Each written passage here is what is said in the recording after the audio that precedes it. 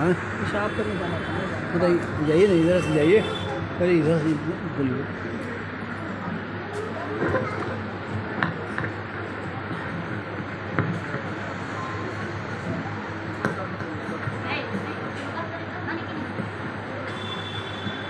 Assalamu alaikum warahmatullahi wabarakatuh. Good morning to all distinguished guests, teachers and fellow students. First of all, I wish you very happy Independence Day. I feel great proud to present this speech and I'd like to start my speech with a beautiful quote. Freedom in mind, faith in words, pride in our heart, memory in souls. There Hindus celebrate Diwali, Muslims celebrate Eid and Christians celebrate Christmas. But all religions in India should celebrate the Independence Day together because it's our national celebration. We are proud to be part of independent India. We are the largest democracy in the world. Unity in diversity is the specialty of Indians, proud citizens of our country. We can never forget the importance of 15 August. 15 August is not just a date, it is a heartbeat point there to dreams of our freedom. Our great freedom fighters sacrificed their entire life for the freedom of our country. As we hoist our freedom, as we hoist our national flag and sing the national anthem, let us remember the struggle and achievement and that have our nation. Our freedom is a reminder that we have the power to shape our destiny, to chase our dreams and to make a difference in the world. Let us use this freedom to create a brighter tomorrow where every individual can thrive and reach their full potential. Our freedom is priceless and it is our duty to safeguard for generation to come. Thank you so much. Jai Hind.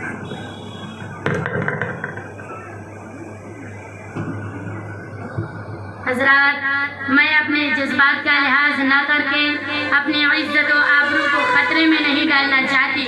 دیر سے آپ کے چہرے کے نشیب و فراز کو دیکھ رہی ہوں اور میں یہ محسوس کر رہی ہوں کہ آپ کی نگاہیں اڑتی کہاں سے اور کہاں جا کے لگ جاتی ہے، جس کا مفہوم میں نے یہ سمجھی.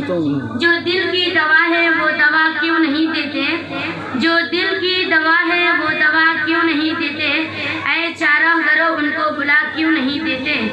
اس لیے میں اب بلا کسی تمہید و تاخیر کے عزیزم چاند تارا مولوی توقیر عالم برندابن کی محترمہ ڈائنس پہ تشریف لائے اور اپنی محظوظ لہجے سے ہم سامعین کو نوازیں.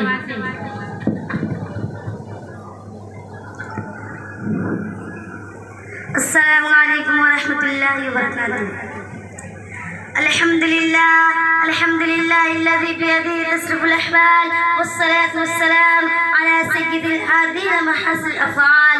اما بعد، حضرات سامعین، آج 15 اگست 2024 کی شکل میں ہمیں اپنے ملک بھارت کا 78واں یوم آزادی نصیب ہوا ہے.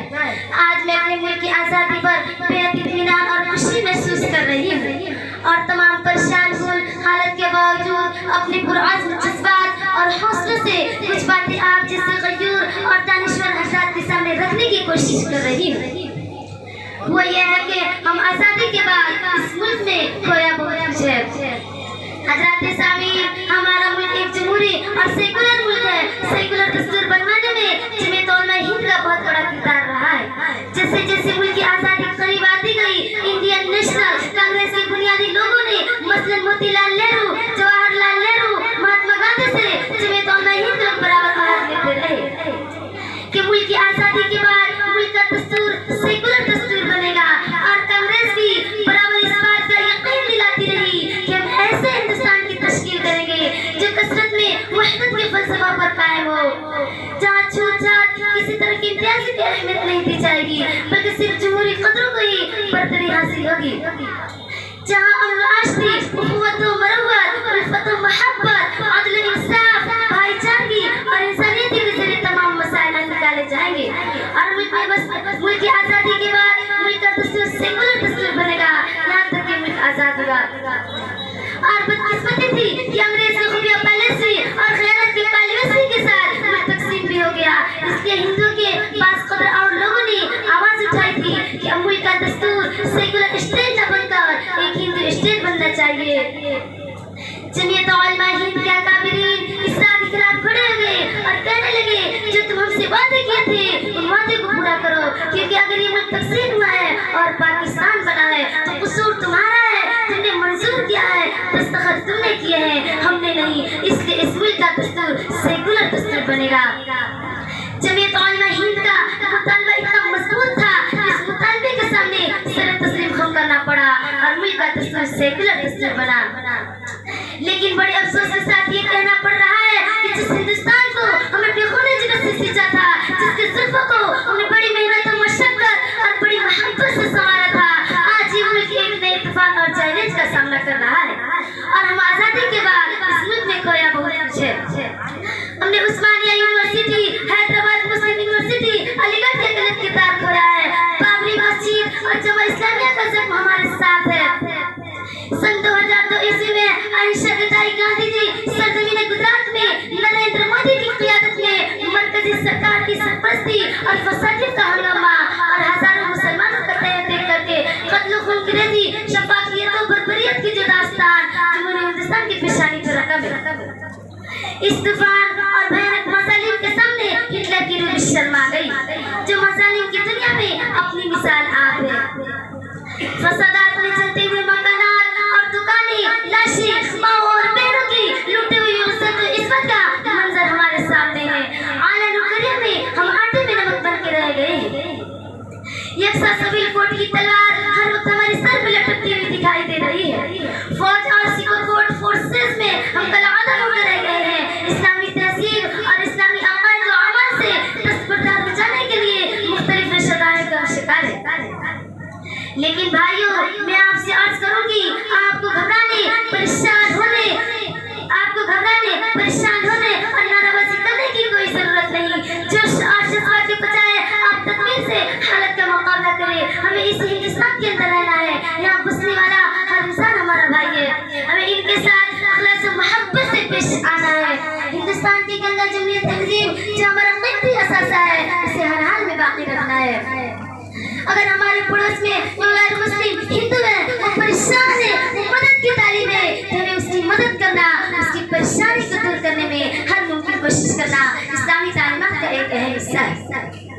पड़ोसी को हुक्म बताते हुए इस्लाम में मुस्लिम और गैर मुस्लिम की कोई तफरीक नहीं की गई, बल्कि एक मुसलमान किसी गैर मुस्लिम भाई पर जुल्म और ज्यादती करता है, तभी हमें सच को सच कहना है, जुल्म को जुल्म कहना है, दूध को दूध और पानी को पानी कहना है। यही इस्लाम की तालीम है और यही हमारे आका रसूल करीम सल्लल्लाहु अलैहि वसल्लम की सुन्नत है। हज़रात सामीन, हमें अपने मसाइल के हल के लिए दोगुनी और चौगुनी मेहनत करनी होगी। होटलों में बैठकर बेकार वक्त करने और तशरीह लाने से इस मुल्क के मुसलमानों का भला नहीं हो सकता। तरक्की के दौर में शामिल होने के लिए सबसे ज्यादा जरूरी चीज तालीम है। तालीम से अपने आप को आरास्ता और बरास्ता करें, अपना इस्तेहकाक साबित कीजिए। यही मेरी आरज़ू और तमन्ना है और यही मेरे आपके लिए पैगाम है।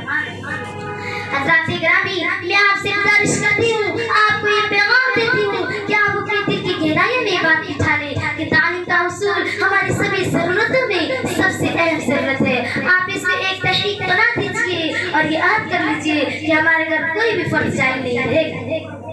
हम चाहे एक वक्त ही क्यों न रोटी खाएं, लेकिन अपने बच्चों को आला तालीम जरूर दिलवाएंगे। अजीज़ाने गिरामी, मुसलमान जिस दिन तालीम के मैदान में आगे हो जाएगा, उस दिन बहुत से मसाइल हल हो जाएंगे। हज़रात, अभी हमारी बहुत सी मुक़र्ररात को इज़हार ख्याल करना है। मैंने बड़ा वक्त ले लिया, माफ़ी चाहती बस इन्हीं ख्वाहिशात और गुजारिशात के साथ। आओ मिलकर आज़ादी का जश्न मनाते हैं, आओ मिलकर आज़ादी का जश्न मनाते हैं, मुल्क की तरक्की के ख्वाब सजाते हैं। आओ मिलकर आज़ादी का जश्न मनाते हैं, आओ मिलकर आज़ादी का जश्न मनाते हैं, मुल्क की तरक्की के ख्वाब सजाते हैं। छोड़ दो हिंदू मुस्लिम सिख ईसाई, छोड़ दो हिंदू मुस्लिम सिख ईसाई, अब हिंदुस्तानी हो जाते हैं। मोहब्बतों से भरा ये जहाँ दे देंगे, मोहब्बतों से भरा ये जहाँ दे देंगे, ज़मीं क्या चीज़ है या आसमां दे देंगे। मोहब्बतों से भरा ये जहाँ दे देंगे, ज़मीं क्या चीज़ है या आसमां दे देंगे। हमारे शहर में नफरत की बात मत करना, हमारे शहर में नफरत की बात मत करना, हम ये तक के लिए अपनी जान दे देंगे। चाहत का गुलदान बनाना है हमको, चाहत का गुलदान बना دنیا کا سلطان بنانا ہے ہم کو, چاہت کا سلطان بنانا ہے ہم کو, دنیا کا سلطان بنانا ہے ہم کو. ہر مذہب کے لوگ جہاں بے خوف چھیے, ہر مذہب کے لوگ جہاں بے خوف چھیے, ایسا ہندوستان بنانا ہے ہم کو. وما علینا الا البلاغ. السلام علیکم ورحمۃ اللہ وبرکاتہ.